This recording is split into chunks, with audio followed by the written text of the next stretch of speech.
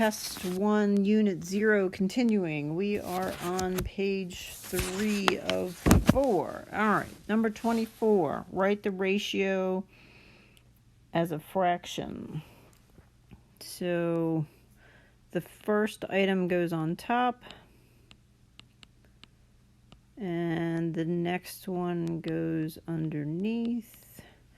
Simplify your answer. They end in, the divisibility rule for 5 says if they end in a 0 or a 5, you can divide them by 5. 630 divided by 5 is 126, and that's a 1. So this is a 120, how you would say that is 126 kilometers or kilometers per hour. That's technically that's a unit rate, which is a type of ratio, but written as a fraction is 126 over 1. So try to make sure you add the units on there. All right, so 93 divided by 20 as a percent, rounded to the thousandths if necessary. For a percent, what I think the easiest thing to do is just remember all fractions are division problems. So 93 divided by 20 comes out to 4.65. That's a decimal. You want to turn it into a percent by multiplying by 1,000. That is 465%. I know that seems odd, but think about it. What's 100% of 20? 100% of 20 would be 20 out of 20, right? That's 100%. 40 out of 20 would be 200%. So 93 over 20. 93 is larger than 20. You should have more than 100% of something. Okay.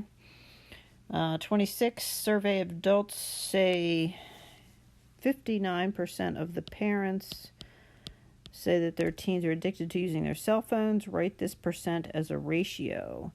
Percent. Cent is 100, so 59 per 100 is how you would say 59%. Okay. Write it as a ratio. Technically, ratio doesn't have to be a fraction unless it says, so it could also be 59 to 100 or 59, and then the little dots, the two dots, mean a ratio as well. You would pronounce that as 59 to 100, okay? Or 59 hundredths, right? 59 hundredths is the decimal version of that, all right? But as a ratio, that's usually what they're referring to, okay?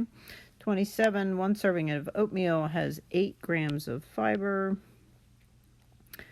which is their 33% of their recommended daily amount. 33%, you divide 33 over 100, which is 0.33 as a decimal.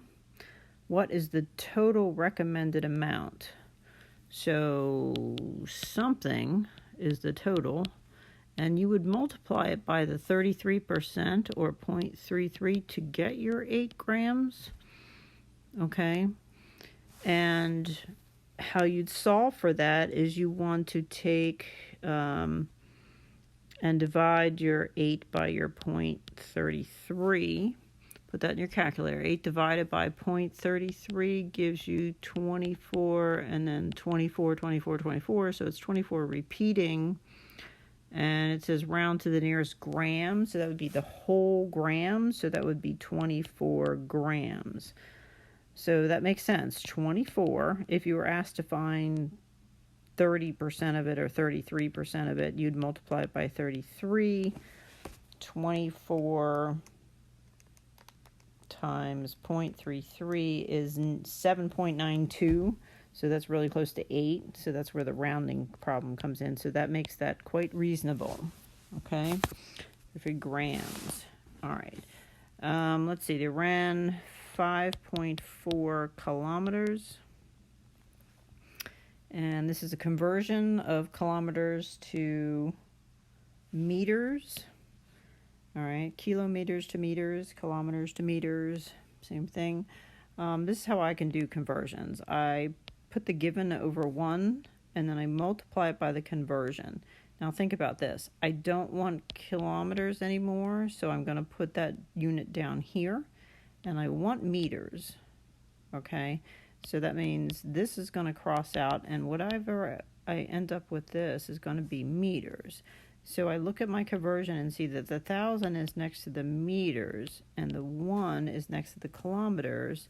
So it's really 5.4 times 1,000 to get